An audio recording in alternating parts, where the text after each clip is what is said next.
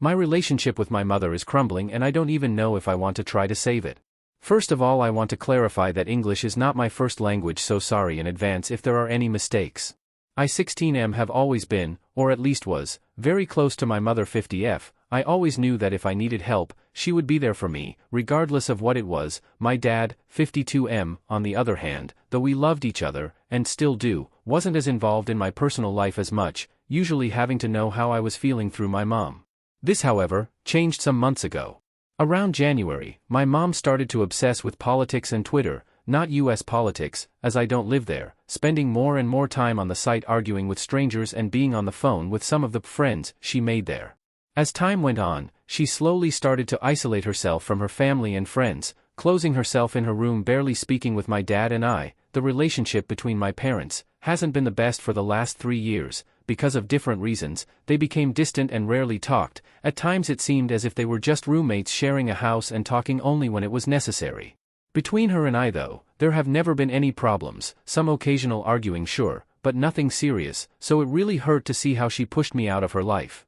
This went on for some months, until recently, about a month ago, by accident, I heard how she told one of her friends things like, "I love you, honey," and "I don't know what I would do without you."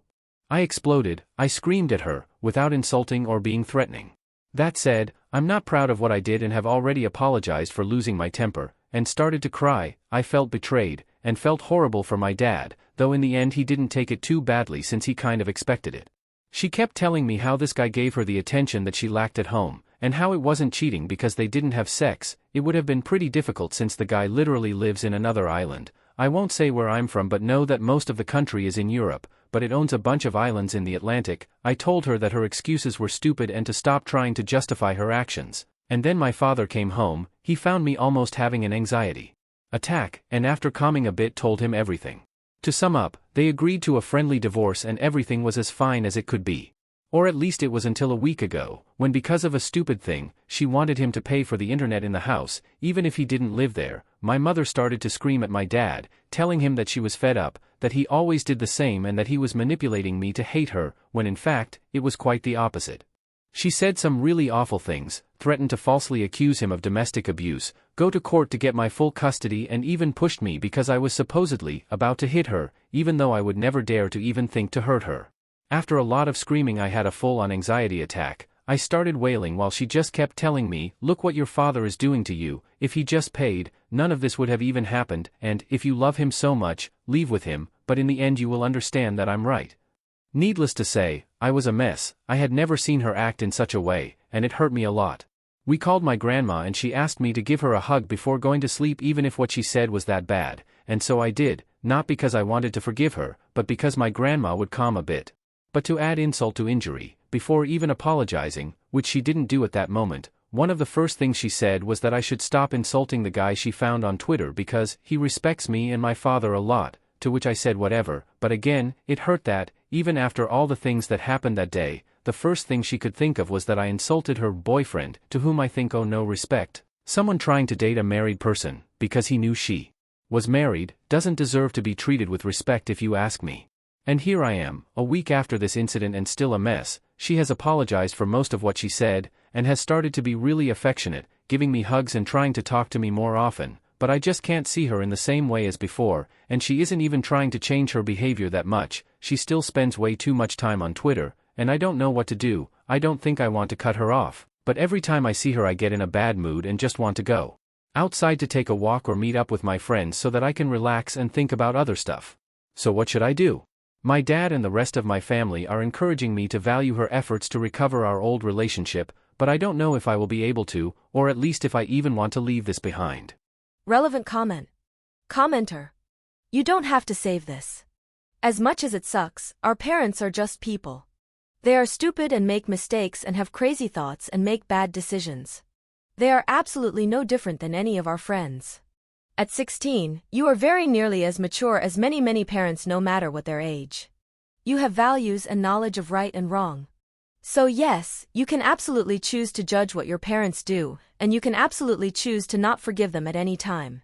Before you choose to do this, try to look at your mother and your parents as an outsider, not as their child. Your mother has had an emotional affair. And some people see that as cheating and some just see it as a horrible warning. Your parents have decided to divorce for this, you cannot fix it or go back.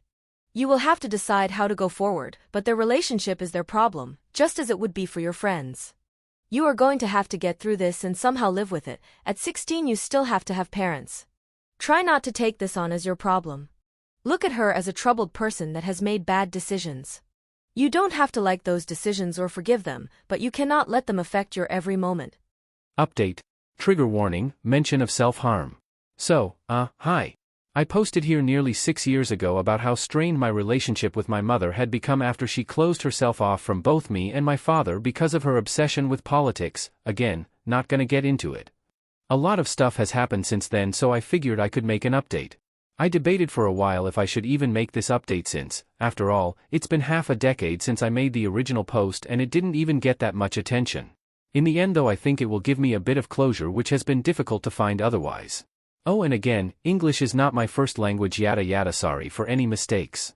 For starters, I ended up moving out permanently from my mother's house not long after I posted. We had a couple big arguments about her behavior in which she kept insisting that she had done nothing wrong and I should not be upset at her. I tried using some of the recommendations I got from people here, some of which were questionable, to say the least, such as setting some clear boundaries with her, but nothing really worked. The straw that broke the camel's back though was when she told me that my uncle's, her brother's, cancer had come back only as a way to hurt me since she didn't mention it before to avoid causing me even more stress. She kept that information in her back pocket until I pissed her off enough to want to hurt me, so yeah, really nice of her. As I mentioned before, I moved out, and I ended up living with my dad and my grandma a couple towns over. By then I was getting close to turning 18, so there wasn't much she could do to stop me, and to her credit, she didn't. After that last incident I pretty much cut her off, and it has stayed that way up until now with a couple exceptions. The main one being that my grandfather ended up passing away in 2022, so I re-established contact with her partly as a way to try to make my other grandmother happy after, her husband died, and partly because in a way I did miss her. As you might guess, it did not work out. At first things seemed to be going slightly better than last time, since she didn't push as hard for my affection and seemed more respectful of my boundaries. That was until Christmas of that same year, when she told me that she was going to follow my grandpa once my grandma left us. Since there was nobody in the world who loved her, not so subtly implying that it was my fault. That obviously shook me, but more than that, it made me angry. I realized that it was most likely a bluff to guilt me into forgiving her for everything, and that even if it wasn't, it was not a burden I should have to carry on my back, so I cut her off again, this time for good. Other than that, and for me personally, these years have been a bit of a roller coaster, with quite a few highs and lows. I finished high school, got into college, gained 40 kilograms, lost 25 of them, got really depressed, slowly crawled out of it, made some new friends, lost some old ones. Right now though, I'd say that I'm better than ever. I turned 22 a few months ago, and for the first time in a while I look forward to the future. I just graduated from college, I'm officially a historian now, I already got into the masters I want to do, I have a pretty chill job, and next year I'm planning on staying for a few months in Belgium thanks to a EU program. Things are not perfect of course, but I have a strong support system which has helped me not completely fall apart these last few years. My dad in particular has been my rock all this time, and our bond is stronger than ever. Even though him and I are very different, and he didn't always know how to help me, he really gave it his all and I couldn't be more thankful. So yeah, these, almost, 6 years have not been easy, but I feel like I have come out on the other side happier and stronger.